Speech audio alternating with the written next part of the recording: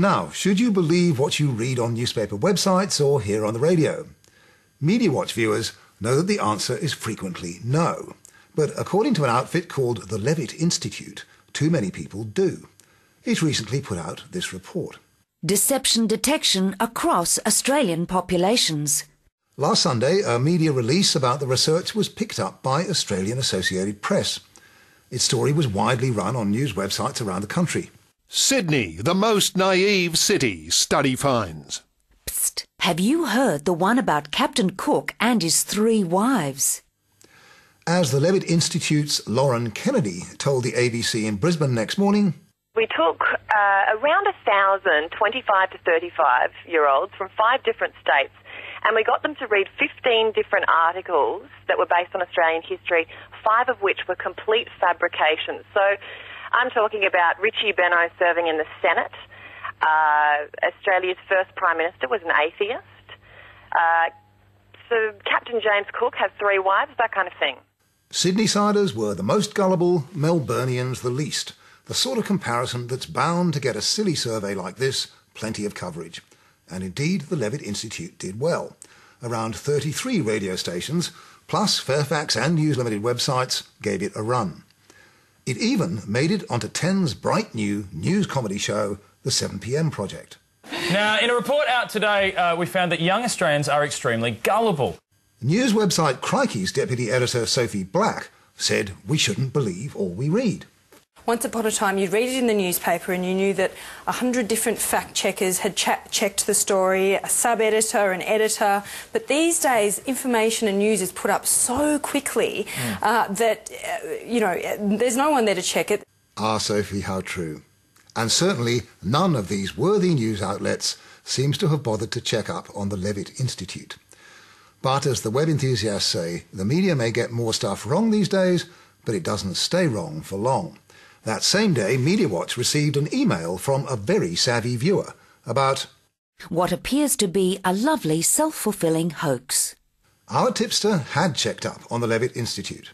Though it claims to have been founded in 2007, I established that their domain, www.levittinstitute.org, was only registered on 8 September this year. The tipster then Googled the name of the Institute's founder, Dr. Carl Vansen, and found very little except a reference in Wikipedia to a list of Ludwig Maximilian's University of Munich people, where, amid a panoply of Nobel Prize winners and the like, under other notable alumni, is the entry Carl Vansen, public intellectual and leading sociologist in Australia. Public intellectual? How come none of us have ever heard of him? Our tipster pointed out this reference was added on 11 September 2009. Of course, there was another bloke who used the name Carl Vansen as an alias. Would you like to see the rest of the apartment, Mr. Vansen. Cal Vansen. We did some digging of our own. We sent a camera along to the Levitt Institute's address in the Sydney suburb of Chippendale. Doesn't look very prepossessing, does it? Locked up and derelict, in fact. And then there's the report itself. In amongst paragraphs of impenetrable mathematical gibberish is this sentence. These results were completely made up to be fictitious material through a process of modified truth and credibility nodes.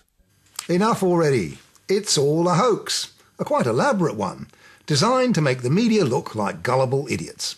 Well, it succeeded, and the perpetrator, we found out, was itself a media company, Zapruder's Other Films, part owned by that pillar of rectitude, Andrew Denton. All was due to be revealed on a new show which starts this very week on this very channel. According to Andrew Denton, the hungry beast will be an unusual hybrid of journalism, comedy and something else. Something else like blatant misrepresentation? According to the Hungry Beast's pre-publicity, its young recruits have been put through a rigorous crash course in journalism. Being taken through ethics, media law, interview technique, writing for television, story conferencing, camera workshops, it covered a huge amount. Ethics, eh? Well, AAP don't think much of the ethics of this little exercise. While this incident has caused us to review our verification procedures, any fair-minded observer would understand how this hoax, with supporting website, 10-page report, And PR people spruiking the results could deceive a busy reporter facing rolling agency deadlines. No matter what the rationale behind this hoax, it is cheap and mischievous. No doubt many of you would reckon it's pretty funny too. But there's another lesson for the folk at the Hungry Beast in all this. It's a cutthroat world out there. If you think you can put a hoax on the web 2 weeks before you go to air without anyone else spotting it, you're living in fairyland. The beast is much too hungry for that.